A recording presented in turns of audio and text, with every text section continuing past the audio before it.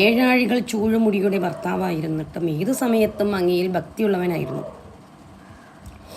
ഏതു സമയത്തിലും ഭഗവത് ഭക്തരിലും അങ്ങയിലും മുഴുകിയ മനസ്സോടുകൂടിയവനായിട്ട് രമിച്ചു പോകുന്നു. സുഖമായി ഈ കാലം ചെലവഴിച്ചു. Good morning.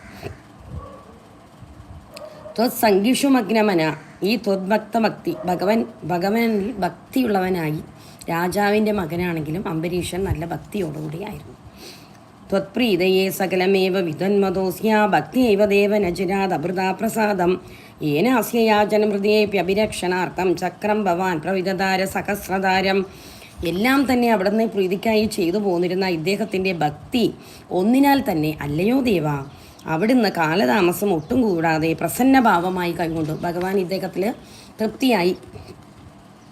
അതേ ഹേതുവാൽ പ്രസാദത്തെ ധരിക്കുകയാൽ ഇദ്ദേഹത്തിൻ്റെ ആവശ്യപ്പെടലില്ലാതെയും സർവ്വവിധ രക്ഷണത്തിനും വേണ്ടി 1000 മുനകളും ഉള്ളതുമായ സുദർശന ചക്രത്തെ അവിടുന്ന് അറിഞ്ഞ് ദാനം ചെയ്തു. അങ്ങനെ